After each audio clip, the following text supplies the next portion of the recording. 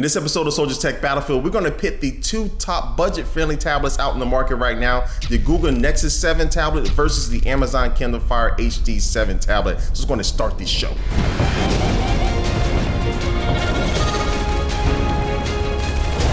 Hey, what's going on, guys? My name is Mark, better known on the internet as Soldier Knows Best, and I am a geek, and more than likely you are a geek because you are watching this show. But this is the very first episode of Soldiers Tech Battlefield here going up on the Tech Feed channel. Now, if you don't know anything about this channel will be featuring a show Monday through Friday of a lot of big tech personalities going over a whole bunch of different topics in tech. In my particular show, though, we're going to be pitting two products every single week, whether it's a software product, whether it's a hardware product. We're going to be pitting them against each other to see which one can come out on top, which one you should probably spend your hard-earned money on. Now this week I'm going to be comparing the two top tablets out right now around the $200 price range. The first one's going to be the Google Nexus 7 tablet, and the second one's going to be the Amazon Kindle Fire HD 7 tablet. Yes, it's a very long name. And the way this show works is that every week I'm going to be comparing these two products in 4 different categories. This week the 4 categories are going to be design, hardware, software, and price. So without further ado, guys, I'm going to get started with the first show and I'm going to start talking about the design. Now both of these tablets do have a very solid design for being $200 tablets. They don't look or feel cheap. When you pick them up, they have a very nice rubber gripping on the back of them, so it doesn't feel like you're actually going to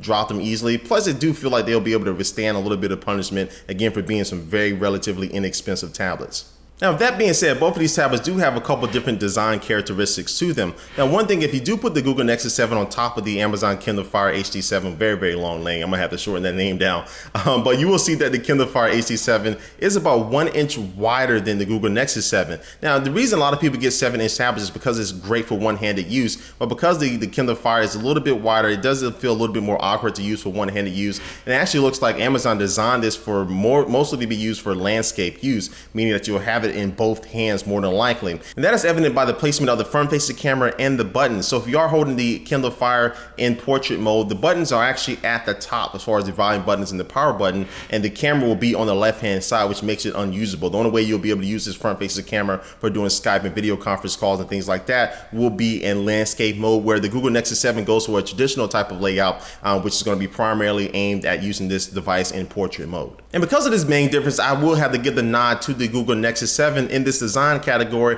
but being more designed towards one-handed use because it is a 7-inch tablet, and it just feels a lot more comfortable in your hand because it is a slimmer and smaller form factor than the Amazon Kindle Fire. So this category goes to the Google Nexus 7.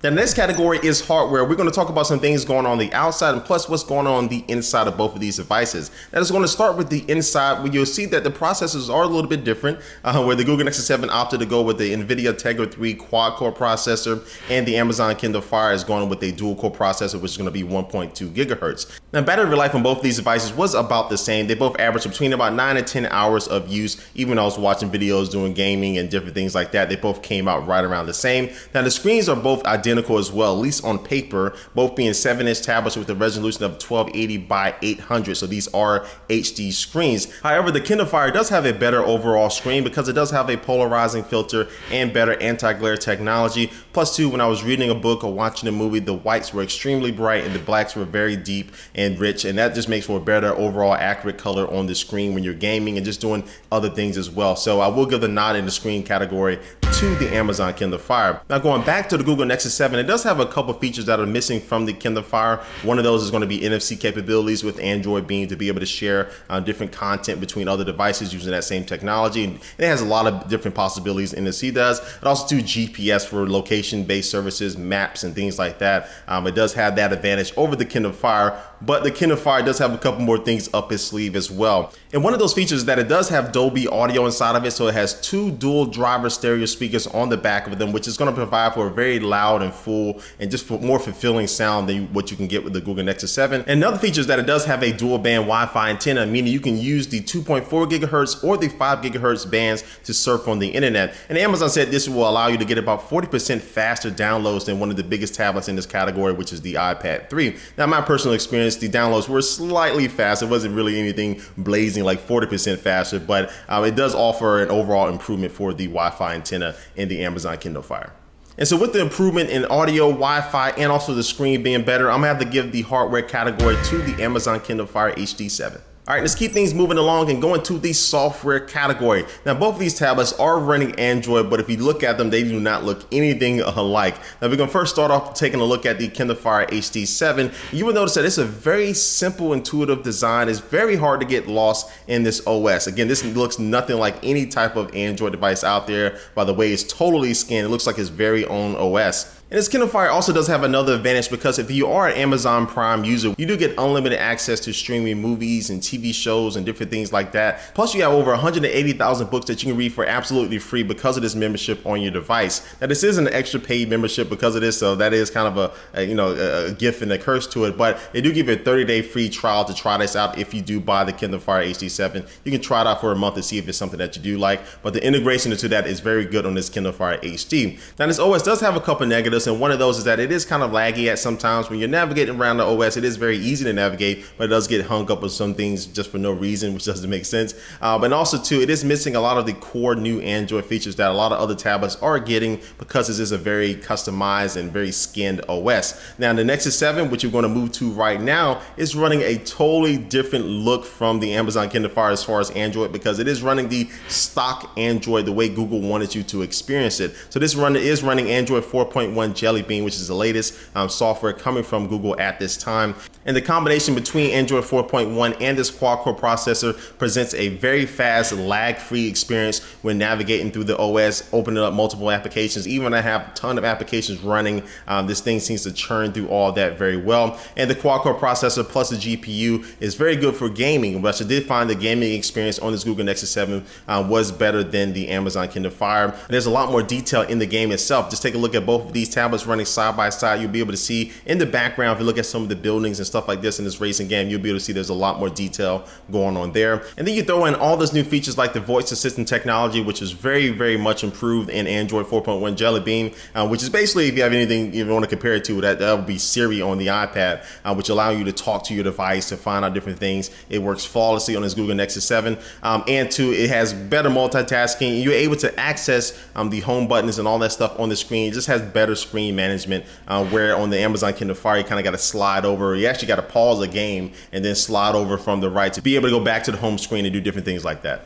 So with all that being said, I really had no problems with the software running on the Google Nexus 7 at all. Where the Amazon Kindle Fire is a little bit simple, easy to use. It is a little bit laggy at times and is missing a lot of features that they could put on there if they really wanted to, but they opted to go with their own personal experience, which cuts the user out on a good amount of core features that comes with Android. So in this software category, this goes to the Google Nexus 7.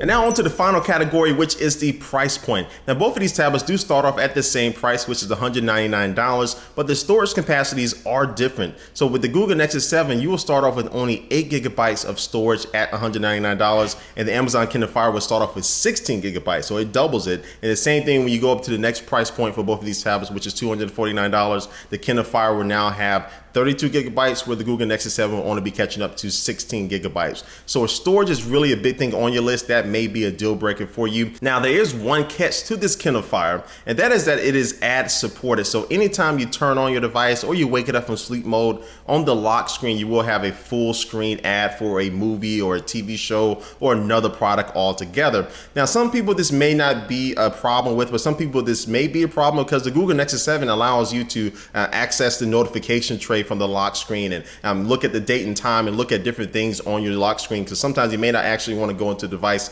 all the way. So that is one thing that may be more of a personal preference. Now, Amazon has since changed their policy and will allow you to opt out of these ads, but for an extra 15 bucks. So because of this, I'm gonna have to call this price category a draw. These both come at the same price points. One offers more storage options, but does put an ad in your face every single time you unlock your device. So the price category is a draw. All right, so there you have it, guys. This Google Nexus 7 does come out and beat the Amazon Kindle Fire HD7 in this battle of budget tablets out there in the market. Both of them are pretty solid, but the Google Nexus 7, I think, offers a better overall experience and is future-proof, which is a very, very good plus. So anyway, guys, this has been the first episode of Soldiers Tech Battlefield. Hopefully you like that. Please subscribe to this channel so every week you'll be able to watch my show plus all the other great tech shows on this channel. And again, like this video if you do like all this, and leave a comment down below about what you think about this battle. Did I get it wrong? What was the tablet that you chose in this battle? Leave a comment down below. And thanks for watching, guys, and I will catch you later. Peace.